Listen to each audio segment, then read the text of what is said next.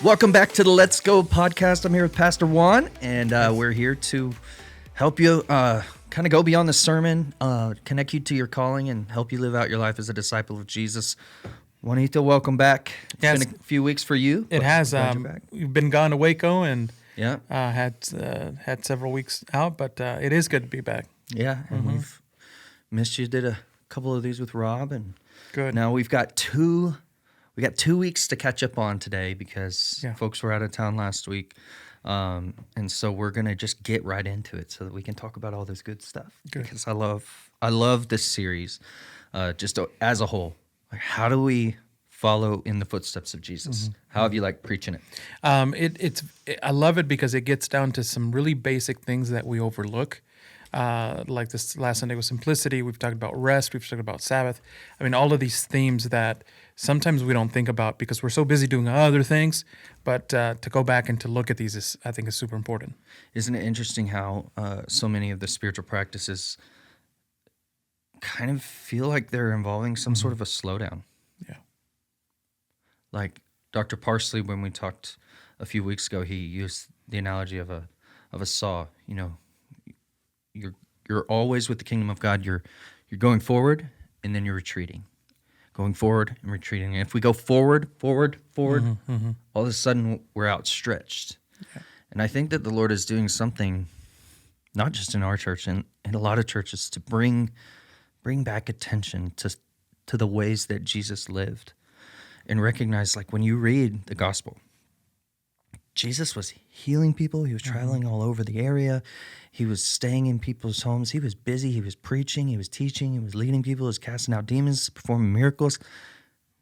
And he was resting. Yeah, and also, not only was he doing all that, but just the urgency of what he knew he had to do. Right. And his mission of being here to eventually die, but still taking time to stop and relax and rest. I think it's super huge for him to do that. Yeah. Now, why is that so important for us today? First of all, I think we need to realize, I don't know if this is going to come out right, but we're not as important as we think we are. You know, because people, say, well, without me, it's not going to get done, or if I'm not there, it's going to. But God's work is going to get done, right? And Jesus knew that his job, his work, even though he had compassion for the people, his heart was breaking for them, but he knew that, like, hey, I need to stop, and if Jesus, being Jesus, stopped, I can say, you know what, I can do that too, and the work will continue, right? But I need to slow down. I need to know where I am. Right. It's interesting. You know what the Lord has revealed to me as I've been practicing Sabbath, that I have an addiction. It's unhealthy to my cell phone. And you say, oh, well, it goes on, like, I have to find it.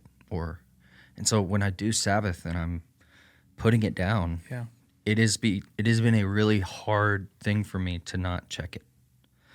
And the word you just said is like, you're not that important. Like, that's the truth. It's like, how many times have I done that and gone to check it and nothing's happened?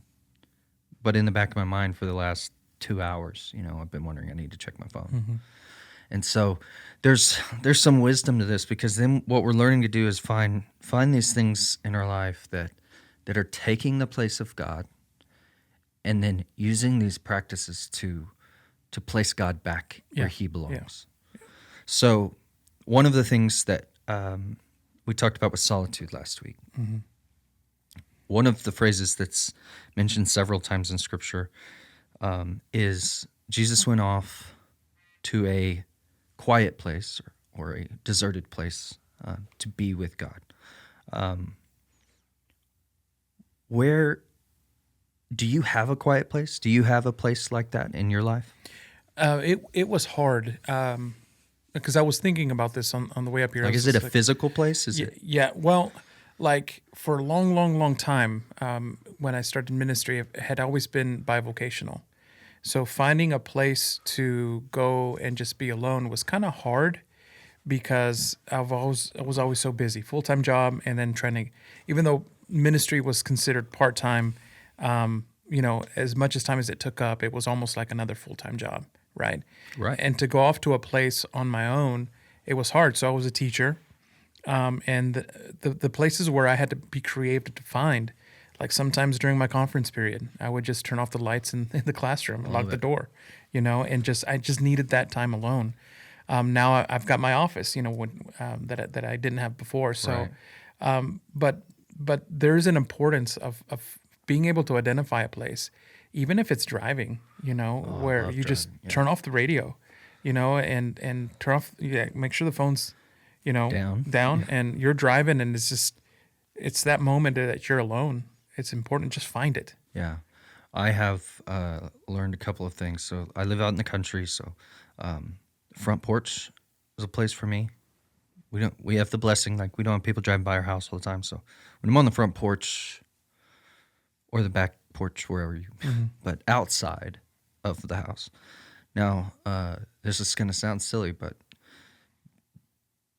either early morning or like after Kristen has left for work, depending on when she's leaving, my spot that I sit in my living room, and I've got like my Bible and I've got some books I'm reading, and they just kind of live there. And just that quietness of the house in that place is just it's a centering place for me.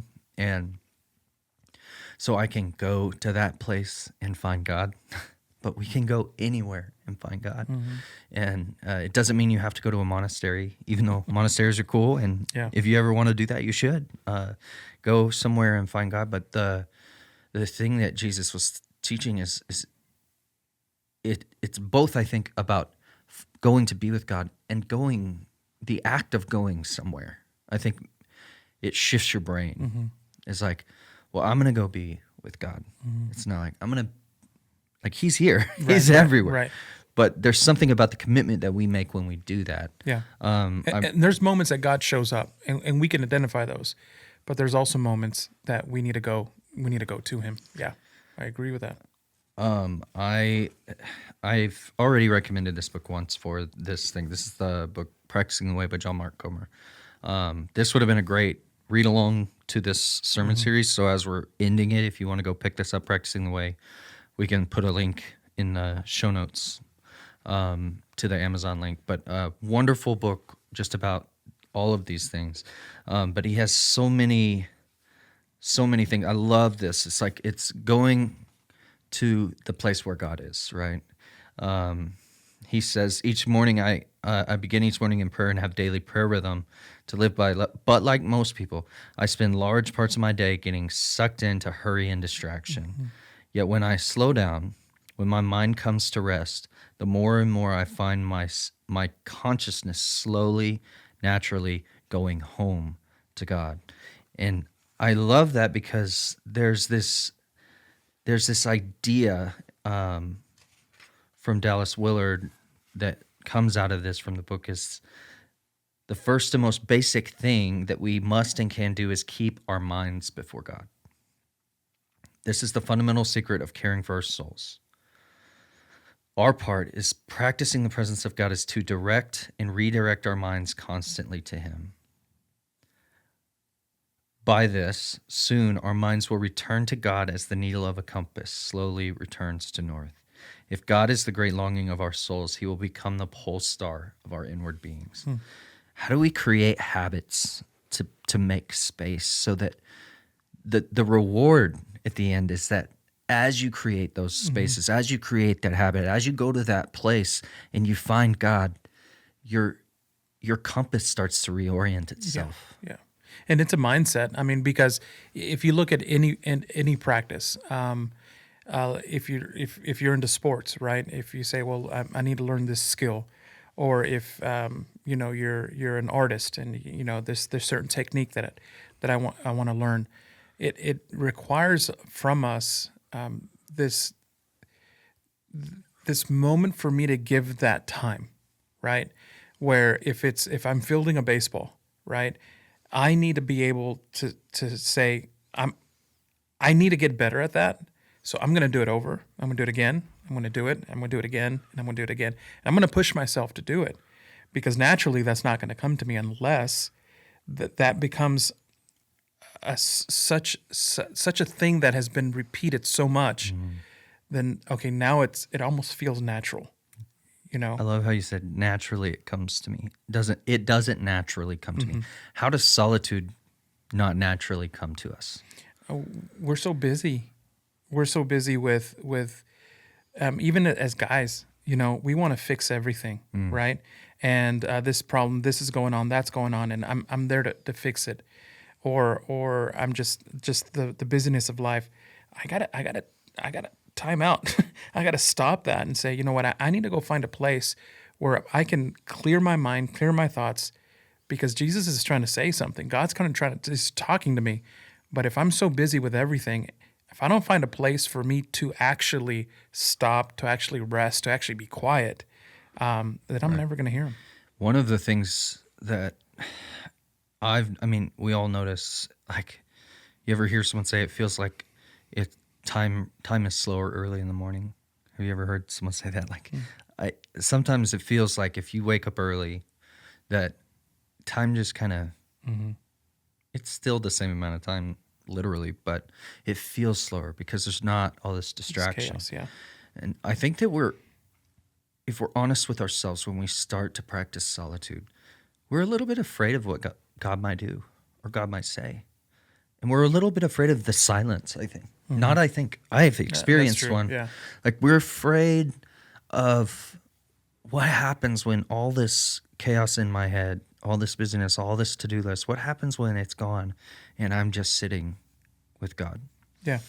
And it's awkward. It's awkward? Yeah. I would say there's a fear of it being awkward. Reading a great book. I've got too many books I'm reading. Great book by Ruth Haley Barton about solitude and silence. That's what it's called. If you want to read another author, Ruth Haley Barton, Solitude and Silence. Not a very long book, kind of a devotional, read a little bit every day kind of thing. And she talks about, I think it's Psalm 131. I would have to check my biblical knowledge there, but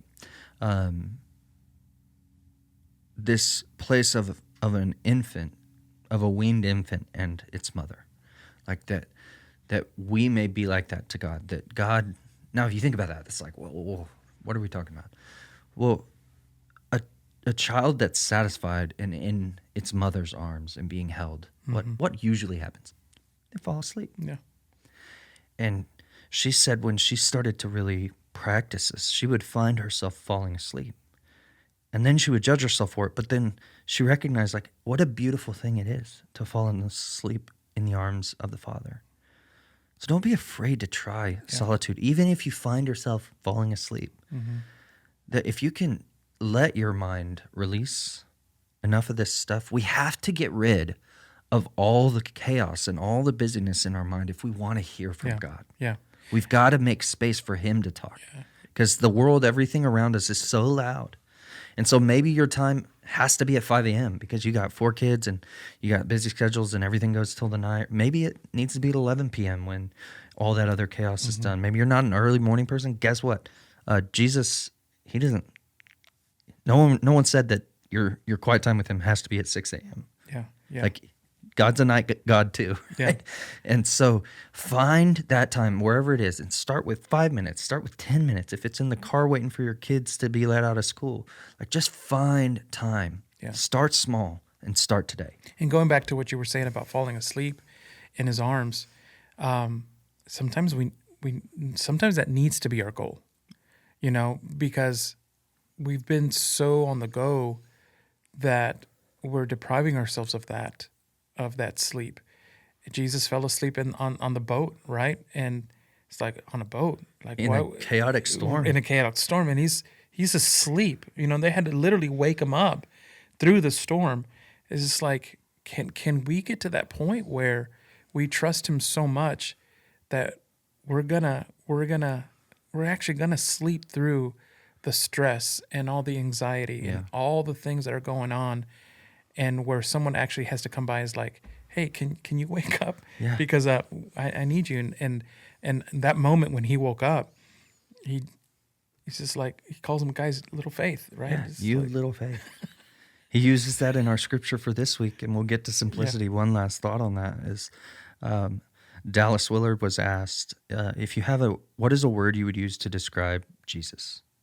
And Dallas Willard, if you don't know who he was a philosopher and a teacher and one of the best writers on spiritual formation of our generation, this last 100 years.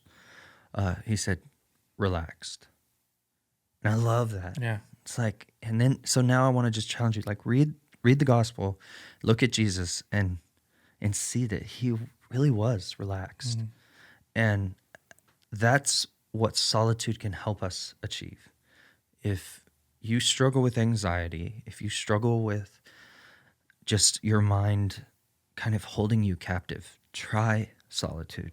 Yeah. I think it may be the hardest thing you do, but it may be the exact thing you need. So let's move on to this last week because we don't have a lot more time. But so simplicity, what does that even mean? Where'd you go with that? So we know where the text was. The text was out of Luke chapter 12. Yeah. But where did you take this message? So I started it with a few verses. I think it was verse 13, where the crowd was just there. They were kind of trampling over each other, and Jesus is teaching, and he's doing his thing. And this guy just goes up and says, hey, my brother just received an inheritance. Can you tell him to split it? You know, because obviously he wasn't going to get any of it. And Jesus is like, I'm not here to judge those things, okay? I'm here for something else. And that's where he gets into this whole thing about greed and worry, you know. And I started it with this idea of greed and worry, that they're very related, these two things, you know, not having enough, and then the worrying of the future of maybe am I not going to have enough, right? Oh. You know, so when we worry, it's almost like this idea of greed, of wanting more and more and more, and he's just telling us, look, the ravens, they don't work for their food, you know, and they're always fed.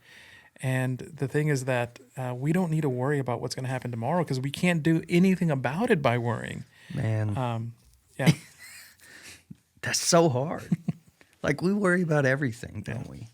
I'm very nerdy here again, but this is Richard J. Foster, Celebration of Discipline. This is chapter on simplicity. It made me think of this when you said what you said, but it said, let's see. We worry about so much. He says that we worry so much that we will buy things to impress people we don't like. It's like this kind of like, we'll spend money on something that we don't need to impress someone that we don't like. And maybe not everyone's that way, but it is this, you know, people will lease cars that are very expensive. And if you've leased a car, I'm not judging you. Like maybe that's in the plans for you. But it's very common to lease like higher end vehicles instead of the pay cash for them, which is arguably smart because cars are kind of, I mean, as soon as you drive a new car off the lot, it's lost a lot of value. Yeah. But the car you drive, like, and the choices we make, sometimes is it for the right reason? And I mean, I'm not against people having nice things, but why do we have what we need? Like, ask yourself, what do you need, right? And I think that when you ask yourself, what do you need, you recognize that you have all that you need. Yeah. What do I really need? So I use the illustration of the TV series Alone, you know, where they get these people and they send them to Alaska, right? But they get to choose 10 things that they think that they're going to need to be able to survive, because they literally just get dropped off in the wilderness and they have to survive on their own. It's called Alone. And they pick things that they know, if I don't have this thing, I'm going to die, you know, because I need this thing. But the thing is, like, we confuse that with, I need to have the latest cell phone, right? I need to have the latest car. I need to have the latest of the latest. No, we don't. Yeah. You know, and if I do need all of those things, and I'm going to die without them, where is my heart? And that's the point where Jesus was getting about the treasure in your heart. Is like wherever that's located, that's where your heart is. And that's what really we need to be careful, because if I'm not willing to give up those pleasures, those higher end things, what's causing that? Like what's going on in you spiritually that you're needing all these things? It's almost like telling God, you're not enough, Right. and we got to be careful with that.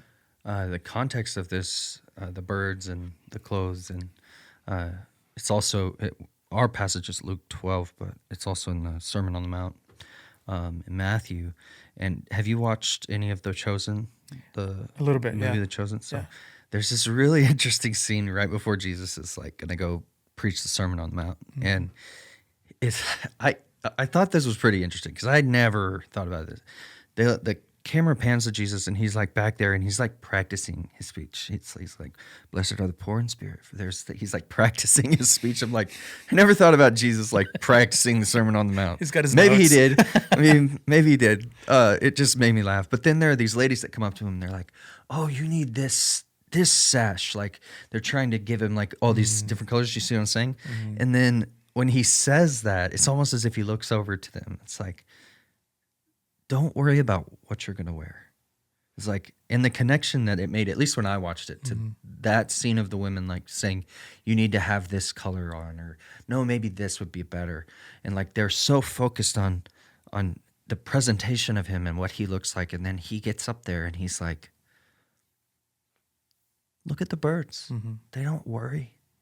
And I think that that's the simplicity piece for me, is that I am prone to worry. Well, it is a bad thing for me. I mean, I have anxiety, I worry, I stress. I want people to be happy. I mean, that's probably part of like why the problem is like, I care deeply. I want people to, come to know Jesus and do well in life. And I want people to be happy with me and happy with the way that I treat them. And so I care deeply about people. And so if I feel like someone's upset with me, it like really makes me anxious. It makes me kind of, and it's this, what do I need? Do I need to know how this person feels? Or do I need to know that I have come to God, and if I feel like I've said or done something to harm them, then I can repent of that and he can reveal that to me. But I've had to learn, like, don't worry. Like, what is it? What good is it doing? And I feel like that's what Jesus is saying to me. He's saying to us, is like, it's not just about living simple. It's not saying, hey, you need to just go be like, what's the guy from Apple that only wore what was the name of it? Steve Jobs? Steve Jobs. Thank you. I don't know why his name. I don't know. I've got his watch on, and it's speaking of not needing things. I got a computer, I got an iPad, I got an Apple Watch. What? Yeah. Do I need all of those devices? It's just very smart marketing. But he would pick, he chose to wear these black turtlenecks because he didn't want to wake up every day and choose what he was going to wear. And something about that, like, intrigues me. But I don't know that I'm that worried about my clothing every day. But I definitely worry about other things. And so whatever the things are that you tend to find yourself worrying about, that's what Jesus is talking about. Yeah. Right. So what else about simplicity? One last kind of overarching feel for this. Is this a spiritual practice? Like, how is simplicity a spiritual practice? Yeah. Well, I mean, I think it's a spiritual practice in the sense that I ended up the sermon with the simplicity that you live is kind of an identifier you spiritually. It's just like if I'm willing to practice this simplicity where I don't have to have all the haves, right? What am I telling God? What am I telling myself? What am I telling my family, those around me? And what condition spiritually am I in where I can do that? And if I can't truthfully, honestly live simply, then I really need to evaluate myself and where I am. Yeah, where I am. I like that. Doctor still kind of tied it up with just these two.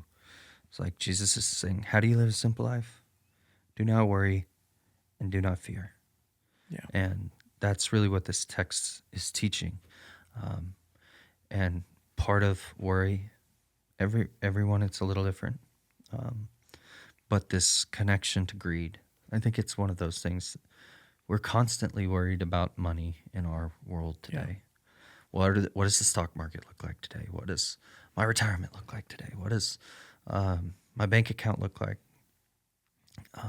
And it's really not, blessed. And we got to take care of those We got to things. take like care of everything business. you listed are super important, Right.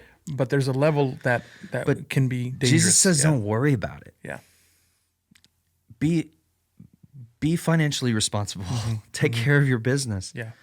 But don't allow that to become something that draws you away from God. It starts controlling you. Yeah. Because money, and Jesus was very clear about money and how money is like, putting a camel through the eye of a needle, right? It's like, you can't worship God in money. So anyway, this is good. Thank y'all so much for being with us. Thanks, Juan. Yeah. Love it. We'll put some of these books we recommend in there in the link. And thanks for watching us today. We will see you next time on the Let's Go podcast. And we say that because we say, love God, live like Jesus, serve others. Vamos. Let's go. Vamos. Let's go.